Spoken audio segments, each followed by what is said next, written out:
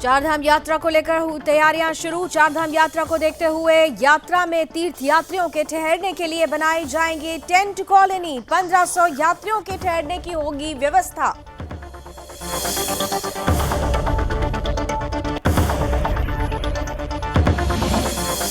देहरादून में महिला सशक्तिकरण एवं बाल विकास मंत्री रेखा आर्या ने विभागीय अधिकारियों के साथ की समीक्षा बैठक। महिला सशक्तिकरण एवं बाल विकास विभाग की आगामी कार्य योजना पर की गई चर्चा।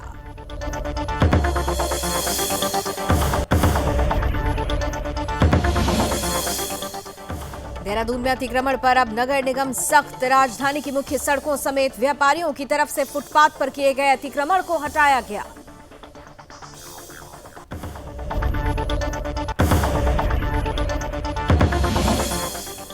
उत्तराखंड के सीएम पुष्कर सिंह धामी ने हेस्को के संस्थापक डॉक्टर अनिल प्रकाश जोशी से की मुलाकात। सीएम धामी ने हेस्को के माध्यम से की जा रही गतिविधियों का किया अवलोकन।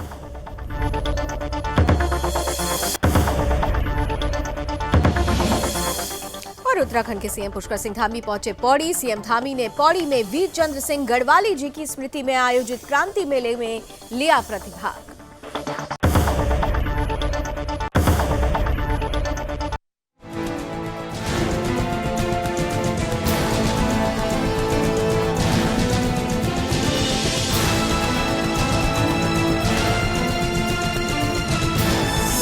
आप देख रहे हैं सुदर्शन न्यूज।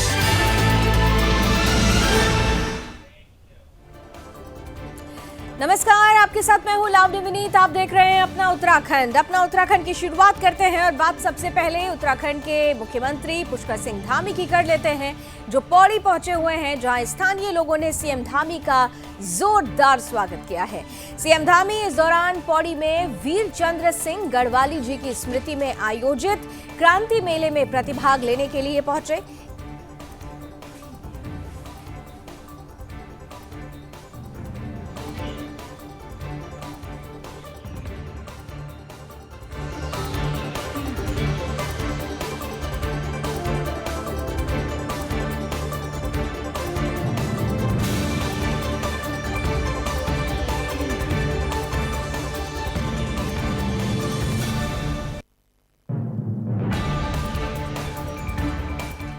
तो ये तस्वीरें आप देख रहे हैं जब मुख्यमंत्री पुष्कर सिंह धामी पौड़ी पहुंचे, जहां पर विशेष रूप से उन्होंने पौड़ी में वीर चंद्र सिंह गढ़वाली जी की स्मृति में आयोजित क्रांति मेले में प्रतिभाग लिया।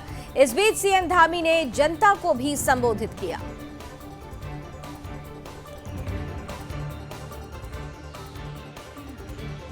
दूसरी बार दूसरी पार्टी की सरकार, फिर अगली बार चुनाव तो उस पार्टी की सरकार बदल जाती थी, फिर सरकार बदलती थी। इस बार भी आपने देखा होगा चारों तरफ पहले हल्ला मचा हुआ था कि इस बार सरकार बदलेगी। हम जब चुनाव में आप सबके बीच में आए तो हमने माननीय प्रधानमंत्री नरेंद्र मोदी जी के नेतृत्व में एक ही बात कही थी कि इस बार का चुनाव काम करने वाले और कारनामे करने वालों के बीच में है। और उत्तराखंड के जनता ने काम करने वालों को महत्व दिया, काम करने वालों को अपना आशीर्वाद दिया। और माननीय प्रधानमंत्री जी के नेतृत्व में जो उनका विजन है कि आने वाला जो समय है, इस भिनसर महादेव की भूमि पर, इस पीठसेन की भूमि पर, इस वीर चंद्र सिंह गढ़वाली जी की जन्मस्थली पर, इस सीमांत क्षेत्र में जितनी अपार संभावनाएं हैं, उन संभावनाओं को ध्यान में रखते हुए माननीय प्रधानमंत्री जी ने 5 नवंबर 2021 को बाबा केदार के प्रांगण से कहा था, केदार बाबा की भूमि से कहा था कि ये 21वीं सदी का तीसरा दशक ये उत्तराखंड का दशक होगा, यानी कि हर दृष्टि से उत्तराखंड का दशक होगा। उन्होंने वहां पर घोषणा करी कि ये उत्तराखंड का दशक होगा। और इस साल देखिए आप, कोरोना की महामारी कंट्रोल में आ गई, नियंत्रण में आ गई। और जितने भी होटल व्यवसायी हैं, हमारे टैक्सी के काम करने वाले हैं, पर्यटन के व्यापार से जुड़े हुए हैं, परिवहन के व्यापार से जुड़े हुए हैं, सारे लोग बता सकते हैं। अभी होटल वालों के मैं एक कार्यक्रम में गया था तो उन्होंने मुझे कहा कि पिछले सालों की तुलना में इस साल बहुत बड़ी संख्या में यहाँ पर श्रद्धालु और पर्यटक आने वाले हैं। सारे होटल पहले से ही बुक हो गए 2 महीने पहले, अभी यात्रा शुरू भी नहीं हुई है। भाइयों बहनों, प्रधानमंत्री जी का एक कथन सच होने जा रहा है और धरातल पर उतरने जा रहा है। आने वाला ये दशक उत्तराखंड का दशक होने वाला है। हम सब लोगों ने भी, जितने भी संकल्प हमने इस चुनाव में आप सबके सामने लिए हैं, उनके बारे में बहुत सारे के बारे में अभी डॉक्टर धन सिंह रावत जी ने आपके सामने बहुत सारी बातें रखी हैं। यहाँ के अस्पताल का उच्चीकरण करने, आने वाले समय में अन्य सुविधाएं देने वाले, बच्चे के पैदा होने पर उसको ले जाने और लाने की व्यवस्था भी सरकार के द्वारा की जा रही है। अनेकों काम मैं देख रहा था कि अभी कुछ लोग कह रहे थे कि अभी शुरू होने, आप लोग इंतजार करिए। आप निश्चित रूप से मानिए कि जो भी हमने घोषणाएं करी है वो केवल हमारी घोषणा नहीं है, वो हमारे संकल्प है और संकल्प में कभी कोई विकल्प नहीं होता है। हम उसको पूरा करेंगे। तो संकल्प पूरा करेंगे, ये कहते हुए मुख्यमंत्री पुष्कर सिंह धामी इधर चार धाम यात्रा की अब बात करेंगे, जिसे लेकर तैयारियां जोर शोर से हो रही हैं। और इस बार चार धाम यात्रा को देखते हुए यात्रा में केदारनाथ मंदिर आने वाले तीर्थयात्रियों के ठहरने के लिए टेंट कॉलोनी बनाई जाएंगी, जिससे धाम में लगभग 1500 यात्रियों के ठहरने की अतिरिक्त व्यवस्था हो जाएगी। पर्यटन विभाग ने टेंट कॉलोनी बनाने के लिए 2.88 करोड़ की वित्तीय स्वीकृति दे दी है। प्रदेश में 3 मई से चार धाम यात्रा शुरू हो रही है। यात्रा के लिए पंजीकरण और केदारनाथ हेली सेवा की ऑनलाइन बुकिंग को देखते हुए इस बार रिकॉर्ड तीर्थयात्रियों के आने की उम्मीद है। यात्रियों की भीड़ को देखते हुए सरकार और पर्यटन विभाग व्यवस्थाओं में जुट गया है। उधर केदारनाथ धाम में यात्रियों के ठहरने के लिए सीमित आवासीय सुविधा है। पर्यटन सचिव दिलीप जावलकर का कहना है कि इस बार चार धाम यात्रा में काफी संख्या में यात्रियों के आने की संभावना है, जिसे देखते हुए चार धाम में तैयारी की जा रही है। गढ़वाल मंडल विकास निगम की ओर से लगभग 1500 यात्रियों के ठहरने के लिए टेंट की सुविधा दी जाएगी।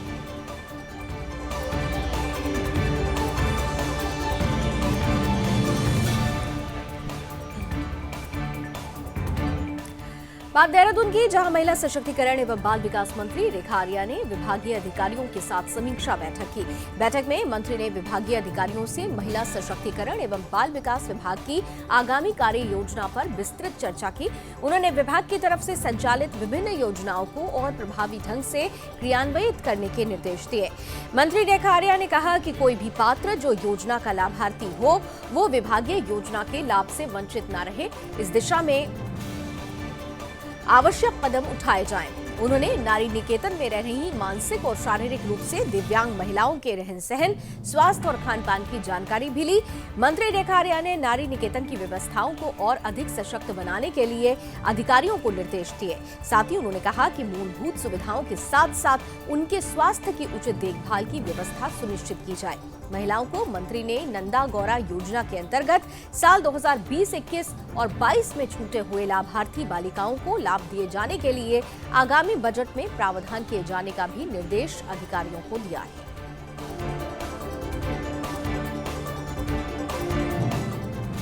सशक्तिकरण और महिला कल्याण 2 विभागों की बैठक आज ली गई है और इस बैठक में यदि महिला कल्याण की बात करती हूँ तो वत्सल योजना का 31 मार्च तक का जो समय है, जो कि 1 मार्च 2020 से हमने प्रारंभ करी थी और जो कि 22 2022 के 31 मार्च पर समापन इसका होता है।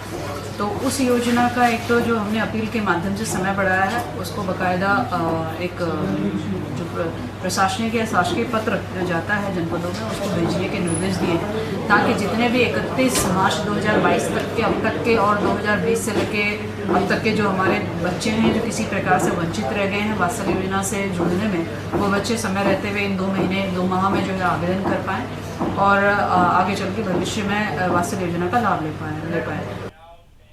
इधर राजधानी देहरादून में अतिक्रमण पर अब नगर निगम भी सख्त नजर आने लगा है। देहरादून नगर निगम ने राजधानी की मुख्य सड़कों समेत व्यापारियों की तरफ से फुटपाथ पर किए गए अतिक्रमण को हटाने की कार्रवाई शुरू की है।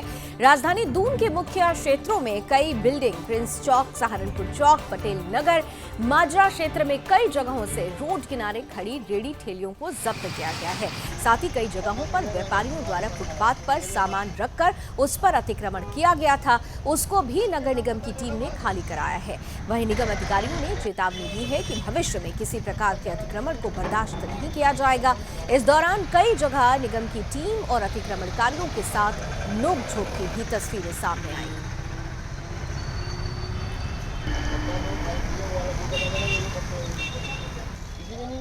हमें चालान ये लगातार अभियान चलाते हुए राजपुर रोड पे चलाया, कल डोभाल वाले पे चला, परसों हमने ये अपना कारगिल चौक पे चलाया, परसों हम उससे पहले दिन वहाँ पे किया, अपना यूनिवर्सिटी रोड पे किया और मोथरा वाले रोड पे किया और लगातार एक हफ्ते से चल ही रहे और आगे भी एक हफ्ता तक लगातार करेंगे। इसमें हम चालानी कार्रवाई भी करें, कुछ सामान भी जब्त कर रहे जो कि अब छोड़ नहीं रहे और अभी भी आगे ये जारी रहेगा। इधर उत्तराखंड के सीएम पुष्कर सिंह धामी ने शुक्लापुर देहरादून में हेस्को के संस्थापक पद्म भूषण डॉक्टर अनिल प्रकाश जोशी द्वारा हेस्को के माध्यम से की जा रही विभिन्न गतिविधियों का अवलोकन किया। मुख्यमंत्री ने कहा कि पर्यावरणविद और समाजसेवी डॉक्टर अनिल प्रकाश जोशी ने जल संचय, प्रकृति के संवर्धन के लिए सराहनीय कार्य किए हैं। ग्रामीण क्षेत्रों में लोगों की आर्थिक गतिविधियों को बढ़ाने की दिशा में उनके तरफ से अच्छे प्रयास किए गए हैं। ग्रामीण क्षेत्रों में लोगों की आजीविका बढ़ाने के लिए उनकी तरफ से किए गए प्रयोग काफी सहायक सिद्ध होंगे।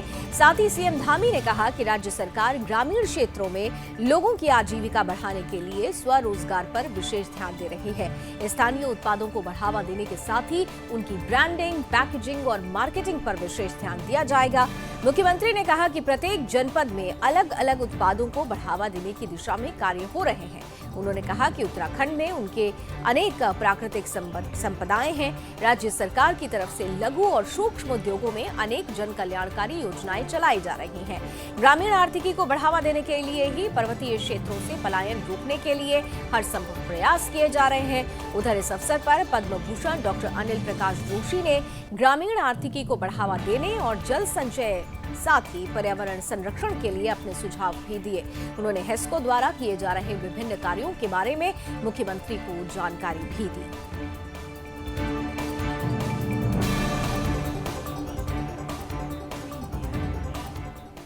इधर उत्तराखंड के सीएम पुष्कर सिंह धामी के चंपावत विधानसभा से उपचुनाव लड़ने के फैसले के बाद चंपावत विधानसभा के कार्यकर्ताओं में उत्साह देखने को मिल रहा है। वहीं जनपद की दूसरी विधानसभा लोहाघाट में भी मुख्यमंत्री के उपचुनाव को लेकर बीजेपी कार्यकर्ताओं में खासा उत्साह देखने को मिल रहा है। लोहाघाट विधानसभा से पूर्व विधायक रहे बीजेपी के पूरन फरत्याल ने भी जहां इस फैसले का स्वागत किया, वहीं मुख्यमंत्री के लिए अपनी सीट छोड़ने वाले विधायक कैलाश गहतोड़ी की भी प्रशंसा की।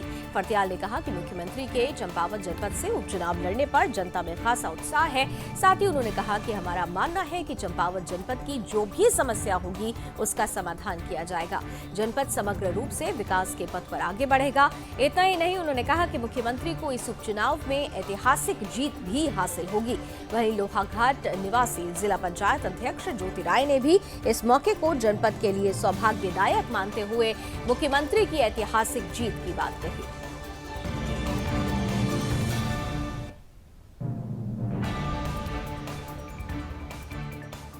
एक एडवांस के तौर पर माननीय मुख्यमंत्री जी को भी बधाई दूंगा, क्योंकि जब वो खटीमा से पराजित हुए थे तब से लोगों को जनपद चंपावत के बगल की सीट खटीमा थी और लोगों को एक टीस भी थी कि हमने अपने एक बड़े नेता को हराया है। और जब से चंपावत में कयास लगाए जा रहे थे कि चुनाव माननीय मुख्यमंत्री जी यहां से लड़ेंगे, आज इसके इस्तीफे होने के बाद वो लोगों की जो भावना थी कि हमारा नेतृत्व पुष्कर सिंह धामी जी चंपावत से करे, जिससे कि हमारे रुके हुए काम आगे बढ़े और एक अच्छा लीडरशिप चंपावत को मिले। आज एक खुशी और जनता में और कार्यकर्ताओं पे एक जोश है और निश्चित तौर पर मैं दावे के साथ कह सकता हूं कि चंपावत से एक ऐतिहासिक विजय होगी। चुनाव एक फॉर्मेलिटी होगी, रिजल्ट आने के बाद निश्चित तौर पर वर्तमान पे उत्तराखंड में कांग्रेस कहीं पर है नहीं। कांग्रेस का कोई नाम लेवा भी आज के डेट में ऐसा नहीं लगता है। हमारे चंपावत जिले की दोनों विधानसभाओं में बहुत फायदा मिलेगा। दोनों विधानसभाओं का विकास होगा। जो यहाँ स्वास्थ्य की व्यवस्था है उसमें भी सुधार होगा। जैसे यहाँ हमारे लोहागढ़ विधानसभा में बहुत से डॉक्टर हैं लेकिन एक स्त्री रोग विशेषज्ञ और हड्डी रोग विशेषज्ञ नहीं है। उसमें माननीय धामी जी का फोकस रहेगा और मुझे पूरा विश्वास है कि हमारा चंपावत जिला विकास की राह में आगे बढ़ेगा। हमारे पूरे चंपावत क्षेत्र की जनता बहुत अपने को सौभाग्यशाली मान रही है कि माननीय धामी जी हमारे क्षेत्र से चुनाव लड़ रहे हैं और अवश्य वो एक ऐतिहासिक जीत हासिल करेंगे, मुझे पूर्ण विश्वास है। इधर बद्रीनाथ हाईवे पर इन दिनों चौड़ीकरण का कार्य अंतिम चरण में चल रहा है। जोशीमठ के मानवाड़ी से लेकर रड़ांग बैंड तक ऑल वेदर रोड परियोजना कार्य से हाईवे अस्त व्यस्त है। इसी कड़ी में हाईवे चौड़ीकरण के दौरान अचानक पहाड़ी से भारी मात्रा में बोल्डर और मलबा हाईवे पर आ गया, जिससे चमोली जोशीमठ में बद्रीनाथ हाईवे टैया पुल के समीप 6 घंटे तक बाधित रहा। इस दौरान बद्रीनाथ धाम जा रहे अधिकारियों और व्यापारियों के साथ ही स्थानीय लोगों को अपने वाहनों में ही हाईवे खुलने का इंतजार करना पड़ा। इन दिनों बद्रीनाथ हाईवे पर चौड़ीकरण का कार्य अंतिम चरण में चल रहा है। इससे हाईवे के दोनों ओर से वाहनों की लंबी लाइन लग गई। लोगों को आने जाने में परेशानी का सामना करना पड़ रहा है। वहीं बीआरओ के कमांडर कर्नल मनीष कपिल ने कहा कि हाईवे पर यातायात बहाल हो गया है। सड़क चौड़ीकरण के दौरान बद्रीनाथ राष्ट्रीय राजमार्ग इस तरह की समस्या हर दिन सामने आती है। एनएच की तरफ से मलबा हटाने का काम किया गया, जिससे यातायात जल्द बहाल किया जा सके।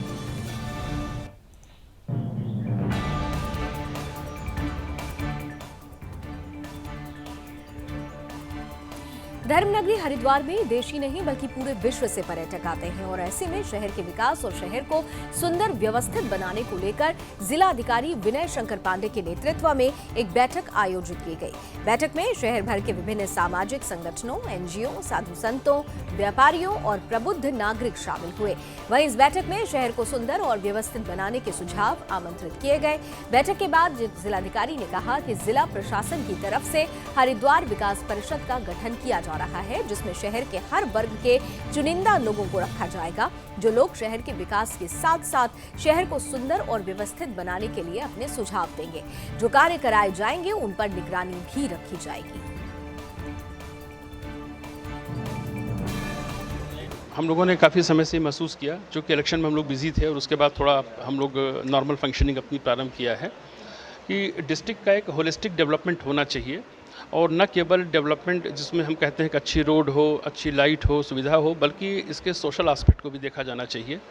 क्योंकि मुझे ये जानकारी मिली कि यहाँ थोड़ी बहुत ड्रग्स की समस्या भी इस ज़िले में है काफ़ी, और साथ ही साथ जो हमारे ओल्ड एज के लोग हैं उनकी देखभाल करने वाला भी कोई नहीं है।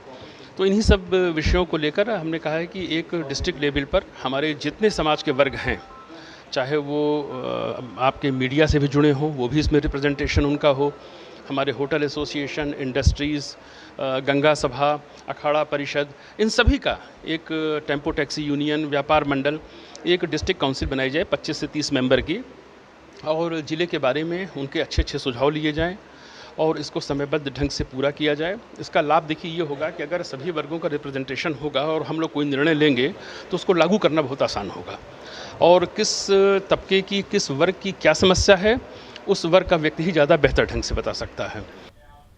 बात उत्तरकाशी के बड़कोट क्षेत्र की, जहां अवैध अफीम की खेती करने का मामला सामने आया है। स्थानीय लोगों ने मामले की शिकायत जिलाधिकारी से की है, जिसके बाद जिलाधिकारी मयूर दीक्षित ने उप जिलाधिकारी को निर्देश दिए। वहीं शालिनी नेगी ने जांच और नियमानुसार कार्रवाई के लिए 6 टीमों का गठन किया था। इन टीमों ने तहसील बड़कोट के संबंधित ग्रामों में जाँच की। संबंधित टीम ने ग्राम चोपड़ा और कसलाना में अफीम की खेती मौके पर ही नष्ट की। फिलहाल मामले में आगे की कार्रवाई जारी है।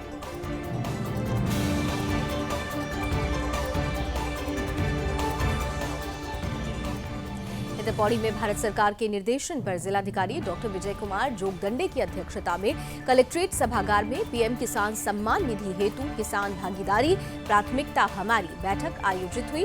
किसान भागीदारी प्राथमिकता हमारी अभियान का शुभारंभ 24 अप्रैल से 1 मई 2022 तक चलाया जाएगा।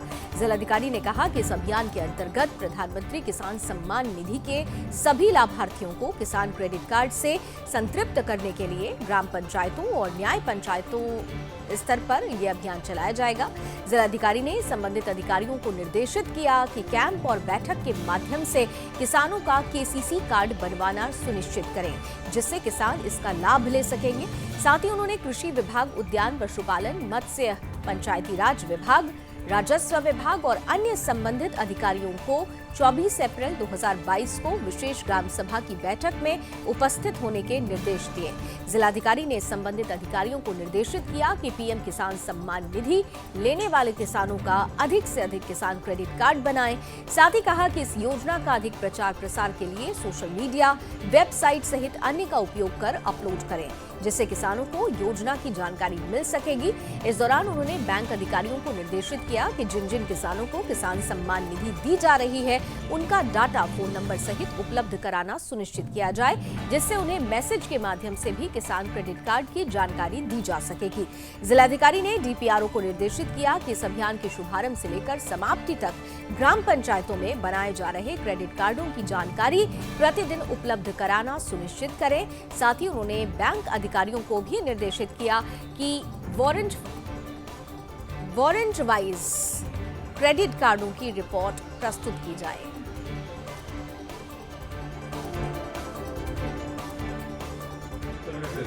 चौबीस अप्रैल से 1 मई तक समस्त ग्राम पंचायतों में और समस्त न्याय पंचायत स्तरों पर बैंक के सहयोग से केसीसी कार्ड्स का सैचुरेशन को बढ़ाने के लिए हम लोग एक अभियान चला रहे हैं।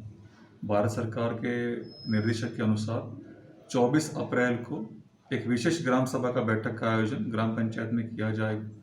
इसके लिए ग्राम पंचायत के जो पंचायती राज अधिकारी हैं उनको निर्देश दिया गया है। साथ में ये भी निर्देश दिया गया है कि उक्त अभियान में हमारे जो अन्य विभागीय अधिकारी हैं, जिसमें कृषि विभाग, पशुपालन विभाग, उद्यान विभाग और राजस्व विभाग के पटवारी स्तर के अधिकारी ग्राम पंचायत में उपस्थित रहेंगे। किसान क्रेडिट कार्ड का आवेदन पत्र के रूप में एक सिंगल पेज का जो आवेदन पत्र प्राप्त हुआ है उसी को जमा किया जाएगा और उसके उपरांत संबंधित बैंक द्वारा अपने अपने बैंक ब्रांचेस के माध्यम से उसका एक एक्नॉलेजमेंट स्लिप अवेलेबल कराई जाएगी। इधर उधम सिंह नगर के किच्छा में निर्धन परिवार की तलाकशुदा विधवा महिलाओं की मदद के लिए कई लोग आगे आ रहे हैं। इसी कड़ी में एक निजी संस्था ने महिलाओं को आत्मनिर्भर बनाने के लिए उन्हें रोजगार के लिए निःशुल्क व्यावसायिक सामान उपलब्ध कराया। करीब 1 दर्जन महिलाओं को सिलाई मशीन, कॉस्मेटिक और किराने का सामान उपलब्ध कराने के लिए ही महिलाओं को रोजगार के लिए निःशुल्क हाथ ठेले वितरित किए गए। उधम सिंह नगर जिले में अब तक करीब 1400 महिलाओं को स्वरोजगार से जोड़कर आत्मनिर्भर बनाया गया है।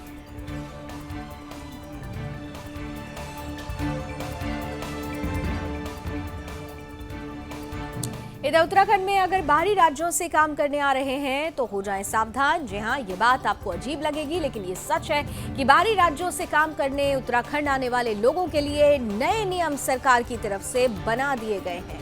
अब अगर बाहरी राज्यों से उत्तराखंड में काम करने आ रहे हैं तो आपको अपना सत्यापन कराना होगा।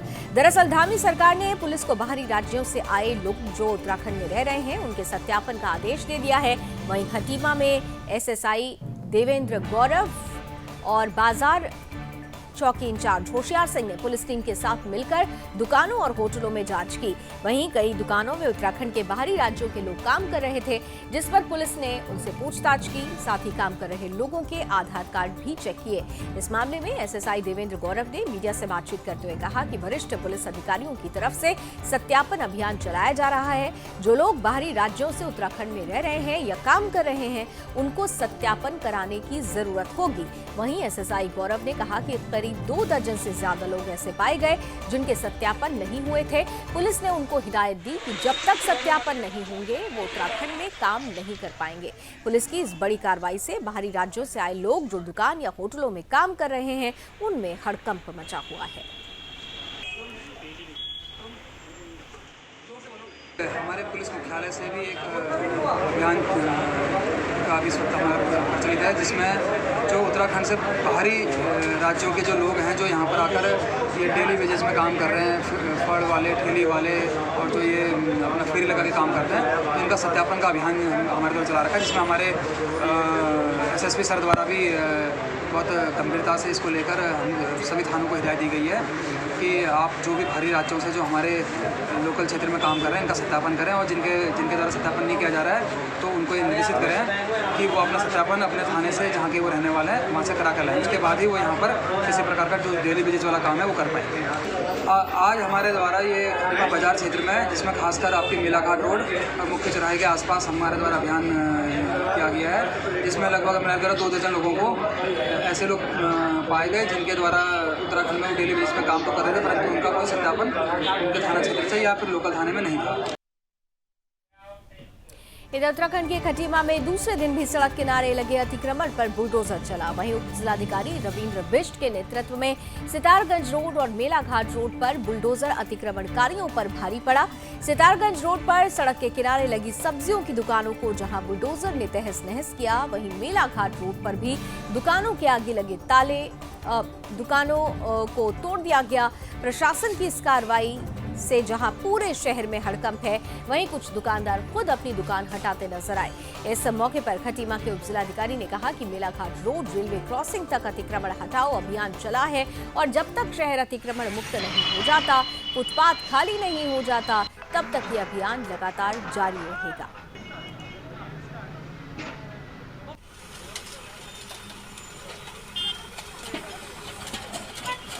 देखिए, इसमें कल से हमने एक अतिक्रमण तोड़ने का अभियान शुरू कर दिया है। शुरू में कल हमारे द्वारा करीब लगभग 20 लोगों के खिलाफ चालानी कार्रवाई भी की गई और अतिक्रमण जो कच्चे थे या पक्के थे सबको हटा दिया गया है। लेकिन ये अभी हमें भूड़ से लेकर कंजाबाग तिराहे तक ही ये कार्रवाई हुई है। आज क्योंकि थोड़े से बिजी थे, कल से हम फिर इस अभियान को शुरू करेंगे और निरंतर चलता रहेगा जब तक कि पूरा हमारा शहर अतिक्रमण मुक्त न हो। इधर धर्मनगरी हरिद्वार में उत्तराखंड की कैबिनेट मंत्री रेखा आर्या हरिद्वार दौरे पर पहुंची, जहां सबसे पहले कैबिनेट मंत्री रेखा आर्या ने गोविंदपुर घाट पर पहुंचकर पौधारोपण किया। इसके बाद खाद्य नागरिक आपूर्ति मंत्री रेखा आर्या ने खाद्य आपूर्ति विभाग की तरफ से फोर्टिफाइड चावल की किट का वितरण किया। वहीं कैबिनेट मंत्री रेखा आर्या ने कहा कि इस समय आजादी का अमृत महोत्सव चल रहा है और इस उत्सव के साथ साथ हम अन्य उत्सव को भी सेलिब्रेट कर रहे हैं। इसके अंतर्गत हम गरीब तबके के लोगों को फोर्टिफाइड चावल का वितरण कर रहे हैं, जिससे कि लाभार्थियों को राशन के साथ साथ उनके भोजन में पोषक तत्व पहुंच सकें और वो स्वस्थ रह सकें। इसलिए हम ये अमृत उत्सव के साथ साथ अन्य उत्सव भी मना रहे हैं। देखिए, राशन कार्ड के संदर्भ में जो शिकायतें हमारे पास में आ रही हैं उनको लगातार हम समीक्षाओं के माध्यम से निस्तारण करने का हमारा प्रयास रह रहा है। यदि अन्य हमारे राशन कार्ड यदि बनने हैं अथवा बनाने हैं तो उस संदर्भित अभी सत्यापन का कार्य चल रहा है। जो गलत बने हैं, जो कि अपात्र को उनका यदि अंत्योदय बन गया है या उनका PHH कार्ड बन गया है तो वो ठीक कराया जा रहा है। उसके बाद में हमें जो रिक्वायरमेंट होगी उसके भारत सरकार से डिमांड करेंगे। और चलिए इसी के साथ अपना उत्तराखंड में अभी बस इतना ही, लेकिन देश और दुनिया की तमाम खबरों के लिए आप जुड़े रहिए सुदर्शन न्यूज के साथ। जय।